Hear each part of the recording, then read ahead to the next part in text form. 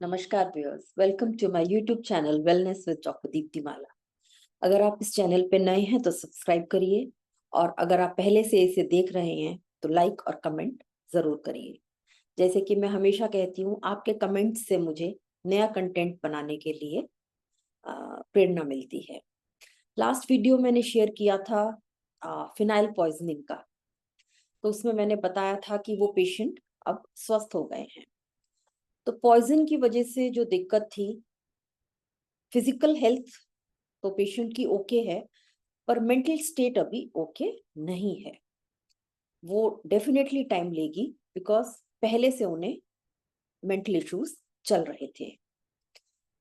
Patient की family का, उनकी वाइफ का एक ही कहना है कि ये सोचते बहुत ज्यादा हैं, ये ओवर थिंकिंग करते हैं और उस वजह से समस्या है।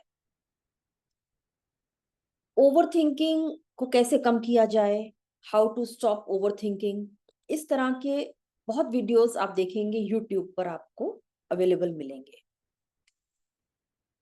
बता देने में और करने में बहुत अंतर होता है, किसी चीज की थ्योरी और किसी चीज को प्रैक्टिकल करना।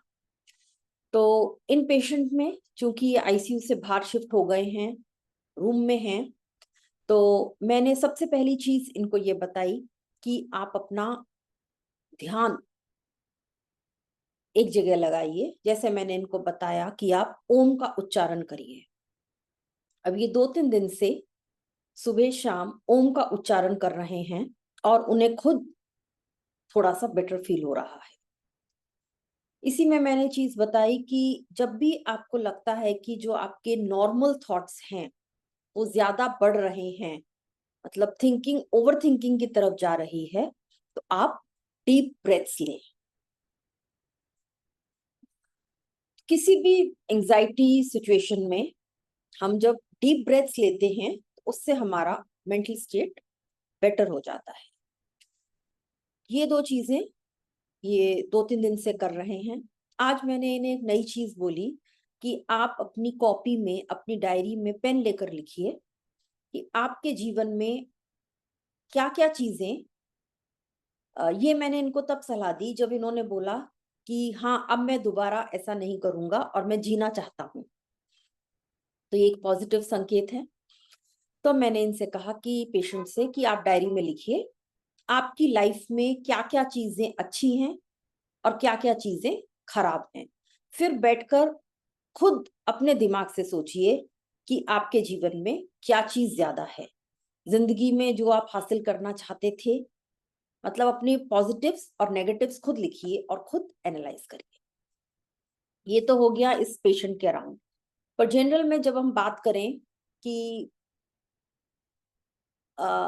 ओवर थिंकिंग एक्चुअली हर इंसान के साथ होती है, ये एक बहुत ही नॉर्मल प्रोसेस है। इसमें इम्पॉर्टेंट ये है, हम अपने थॉट्स जब एक ही चीज को ज्यादा सोचने लगते हैं तो उसे ओवर थिंकिंग कहते हैं। होता सबके साथ है, पर बहुत लोग इसको क्या करते हैं, इसको थॉट्स को कंट्रोल कर लेते हैं। कुछ लोग हैं जो नहीं कर पाते, उनको समस्या आती है। तो इन थॉट्स को कैसे कंट्रोल किया जाए, इसमें सबसे अच्छी चीज है, पहली चीज जो है, स्टार्ट राइटिंग। डायरी में आप लिखना शुरू करिए, क्योंकि आपको डेली लाइफ में जो भी कोई इश्यूज आप फील करते हैं, अपनी पर्सनल लाइफ में, अपनी प्रोफेशनल लाइफ में, हर चीज हम हमेशा किसी दूसरे से तो शेयर नहीं कर सकते। कभी कर भी लेते हैं, कभी नहीं भी करते, और कुछ बातें ऐसी होती हैं जो हम सबसे शेयर नहीं कर सकते, नहीं करना चाहते, और कई बार नहीं भी करनी चाहिए, क्योंकि हमारे वो थॉट्स टेम्पररी होते हैं। तो हम खुद उसको अपनी डायरी में लिखें। जैसे मैंने तो अपने बचपन से, मेरे पेरेंट्स ने मुझे डायरी राइटिंग की, हम बच्चों को, मेरे ब्रदर्स एंड सिस्टर्स को हमें एक हैबिट इनकलकेट की थी। हम बचपन से रात में सोते समय दिन में जो जो हमने किया, हम डायरी में नियमित रूप से लिखते थे, through out my school life, through out my college life. और जब मैं कॉलेज में हॉस्टल में रही तो इस चीज ने मुझे बहुत ही हेल्प किया।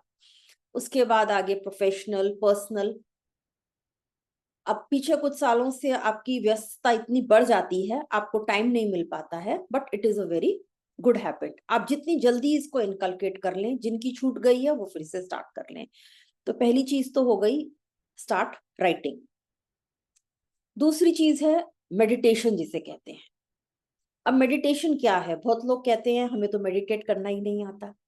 मेडिटेशन वर्ड बहुत आसान है, पर इसे करना कैसे है? देखिए, मेडिटेशन किसी भी तरह हो सकती है। आप नियमित रूप से योग करें। सब योग नहीं कर सकते हैं। आप सुबह उठ के जाकर बाहर बागीचे में बैठ जाइए। पेड़, घास, फूल, पत्ते, बर्ड्स का चहचहाना, ये सब सुनिए। केवल बैठ जाइए वहां जाके, एकांत में बैठना। या फिर जो पूजा करते हैं, आ, कोई भजन करना, कोई मंत्र करना, ये सब मेडिटेशन में है। तो जो चीज आपको अच्छी लगे, आप कोई भी एक चीज अपने जीवन शैली में उतार लीजिए।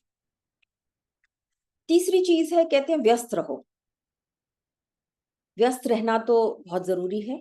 जैसा पुराना कहते हैं, सेइंग है कि खाली दिमाग शैतान का घर होता है, और ये हकीकत है।